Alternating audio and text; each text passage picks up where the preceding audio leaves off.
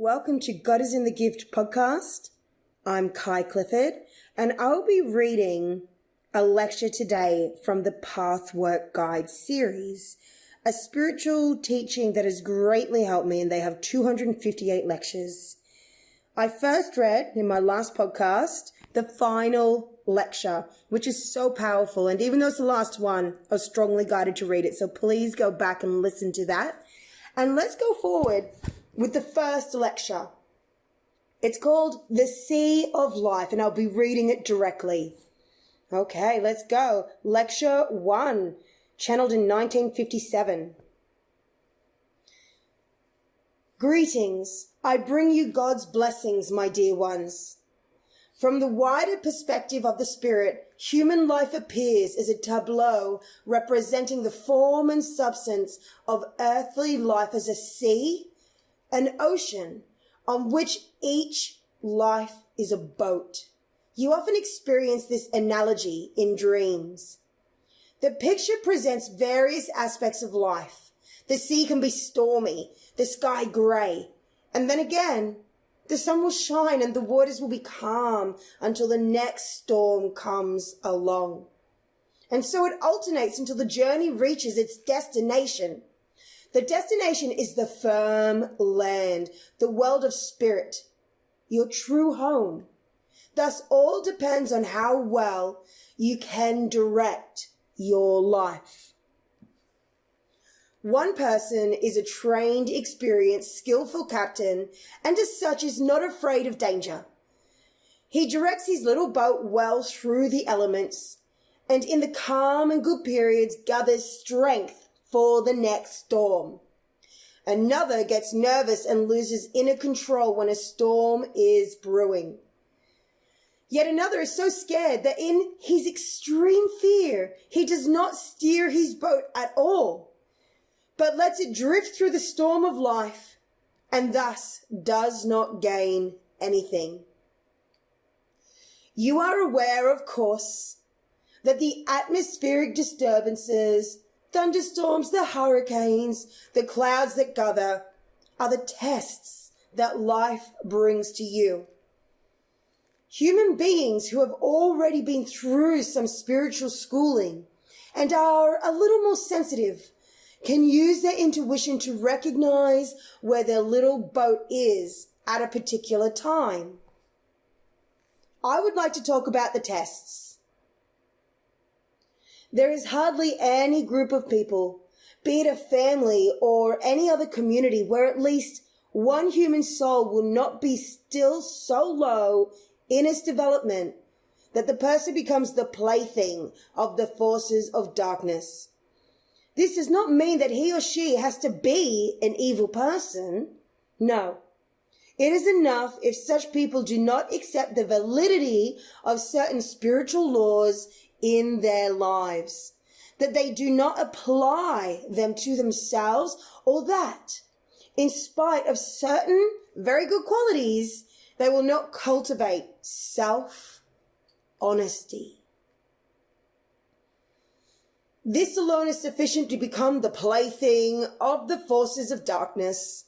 The dark world takes its material from these currents, from the lack of self-discipline and self-awareness, from all the formations that manifest when a human being does not follow divine law. Spiritual material resembles threads, fine ray-like threads, and in this case of somber color and texture, which are spun, knotted, and entangled until there is such a tight ball of confusion that one can disentangle it only with the greatest difficulty. However, it is not only this one person who furnishes the material for the confusions, but all the other people involved in the group contribute their share, which arises from their own mistakes and weaknesses in those areas where they violate spiritual law. Thus, more of the same kind of yarn is spun until truth is no longer discernible, at least not easily, even for those whose sight is already sharper And often it takes a great deal of effort to find the truth at all. For a person who strives toward a higher spiritual awareness, it is often extremely difficult to know how to behave when such tests come along. For the dark forces know only too well how to make untruth appear as truth. Truth is untruth, good is evil, evil as good. And so humans get confused. They who actually want so much to be in truth, they no longer know how to act in the right way. Often their own inner sick currents, of which they are unaware, contribute not only to darken the situation further, but also prevent them from perceiving it with clarity and thus from knowing how to deal with it. In order to part the dark clouds and see the truth, it is important for everyone to be schooled in spiritual awareness and, according to your level, undertake to develop yourself to your utmost capacity. Otherwise, you too will, in a different way, again in unawareness, become a plaything of the forces of darkness. Your boat will be blown hither and thither, and you will no longer be able to steer it as well as possible. Neither can you when trying to see the truth and perceive the core of the problem. Dissipate the heavy clouds by yourself. You can know what to do or not to do to contribute your energy to the service of the good only when you go on a path such as this. Then you can learn the discipline to go into your inner stillness at any time, especially when the wild storms are raging, and make contact with God and his divine spirits. Then you can open yourself to the inspiration of truth by observing yourself with all your faults, conquering all resistance. The spiritual laws can and should be made a living reality on 3 different levels, and the higher the person's development, the deeper it is possible to penetrate into these levels. They are doing, thinking, and feeling. The most difficult task is on the emotional level.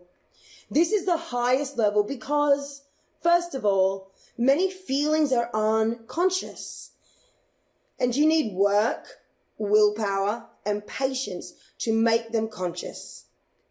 And furthermore, one cannot control one's feelings as immediately and directly as one's thoughts or actions. It requires laborious work on the spiritual level, self-analysis, and the thorough absorption of spiritual laws before the emotions can even begin to change. The less developed a person is, the more superficial his or her understanding of and adherence to the spiritual laws must be. This is why God gave humankind first the 10 commandments. They deal with actions. Thou shalt not steal. Thou shalt not lie, and so on. This was a lot to take in for the average person of that time, and still is for certain groups of people who are incarnated from lower spheres. The next stage is to cultivate one's thoughts. Quite often, a person acts rightly, but the thoughts run another course. People act rightly because they comprehend that otherwise they would get into trouble with the outside world. But it is still difficult for them to control their thoughts, and they often desire things which are not in accord with the divine laws.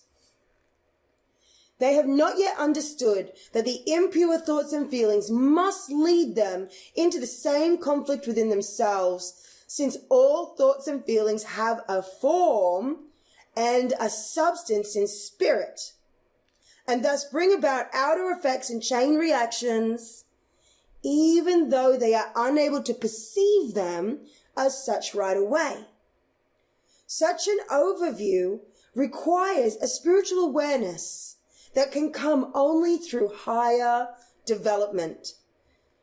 Thus, Christ brought you an expanded understanding of the divine laws and commandments and taught that you can sin also in thought. At his time, humanity was beginning to become ready for his expanded awareness and depth of perception. And today, humanity begins to be receptive to an even deeper spiritual understanding. People in the second stage who are doing their utmost to work on the level of thoughts and are purifying them are well ahead of those who have only reached the stage of keeping the laws to the extent of outer actions.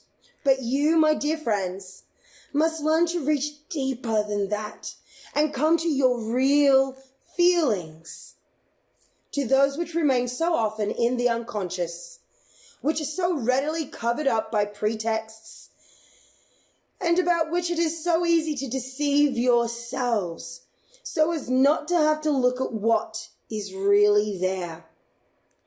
Such self-deception must inevitably bring you into conflict with yourself, and often also with your environment.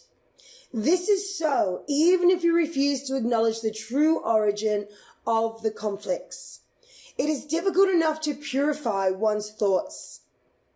Therefore, to have to recognize that many of your feelings still deviate quite a bit from your thoughts or conscious intentions is rather painful.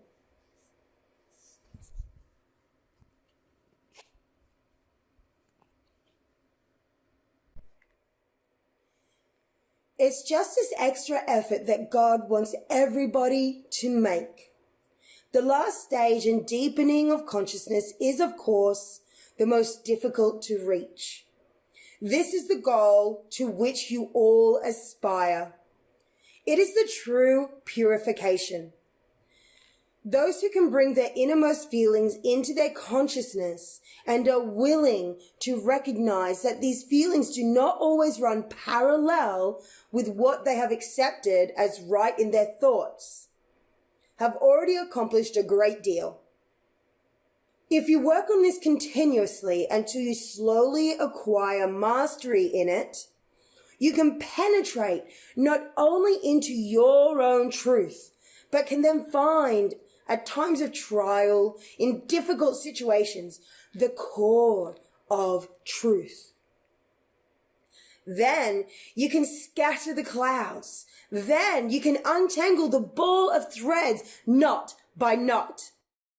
For only those who courageously face themselves again and again, and here vanity is an insurmountable obstacle, can gain true perspective of another human being or of any outer situation. Those who are blind to their own truth must be blind to the truth of others. The knots and tangles are also spiritual forms which are a reality, my dear ones. We can always observe them around each group of people. Everybody adds his share to the tangle of threads woven by the dark forces. And often one person contributes especially much to create tangles and achieve greater and greater confusion. But if there is one person in a group who takes a direct and spiritual high road, who truly confronts himself day by day, he or she is the one who will eventually, I repeat, not from one day to the next, succeed in loosening one knot after the other until there are none left and everything becomes clear. Then the weak person will not be able to deceive himself any longer either, which anyway was most detrimental to himself and had burdened his progress. Of course, at first he will put up a resistance, because confusion feeds the lower self that prefers the road of least resistance and vanity, practices self-deception, and thrives on discord. But in the long run, even a weak person will feel liberated as the clouds disappear from his or her life. When truth illuminates with its clarity a previously obscure situation, there will be no more questions left as to what is the right attitude, what is just, and what is the right action. Everybody has enough self-knowledge, or should strive to reach this point, to ask herself or himself, what am I able to do to contribute my share to God's plan of salvation? Many do not have as their task anything that would create public attention, but quietly, for their own sake, everybody can and should start to fulfill their part. For all have their tasks within the plan, even the weakest. For them it may suffice and perhaps mean the maximum of achievement to cast off a particular fault, to set something right with a fellow human being with whom they were incarnated for that purpose, to align their actions with God's laws, and to refrain from giving in to their lowest instincts. More is required of others, of everyone always. What is most difficult? What needs the greatest perseverance? All purify themselves and develop within the capacity of their level and strength. For those who are most advanced in their development, this process of purification automatically leads to the ability to disentangle the knots in their surroundings and to clear up confused situations.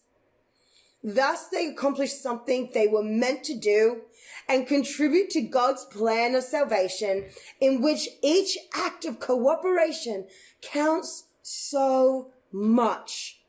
And then further tasks will be found. You human beings want to be happy, all of you. And of course we understand this. Without the yearning for happiness and perfection in the human soul, there will be no spiritual development. But there are only very few who ask, what can I give? What can I contribute to God's plan of salvation? You are always demanding something, not necessarily in direct prayer for the fulfillment of this or that wish, but with your self-will, your feelings, and often even in your thinking. You want the best for yourself and are unhappy over the difficulties of life. Have you ever asked God, what can I do for you?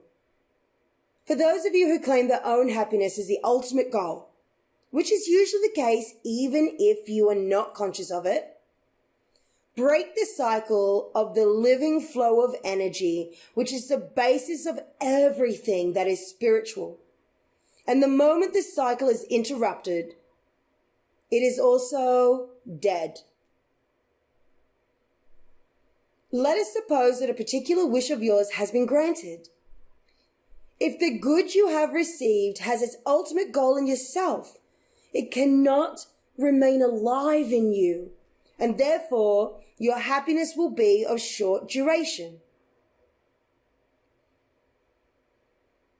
Only those who keep the cycle actively flowing by being constantly conscious of and inspired by the desire to put to spiritual use and into the service of God's plan of salvation all that they have received in help and grace, in happiness and fulfillment, in divine intervention and guidance, and act and feel accordingly, will also be able to sustain and keep alive their own happiness. You can and should allow God to guide you so that you can achieve this goal. A person who does this is indeed a participant in the divine order, and his or her happiness will never become shallow or dry out or die, but will always be alive, pulsating, forever regenerating itself. And only a person with this kind of intentionality is worthy of special guidance and divine help. Yes, my dear ones, few people think this way. They go to God and make wishes and demands, but they are not willing to give anything to God's world, to the great struggle which is so crucial. Think about this, all of you. All who approach God in this way can be given more light and help to disentangle the knots and to have the strength to steer their little boat well, even through a storm, so that they come through it strengthened and enlightened, as is the will of God.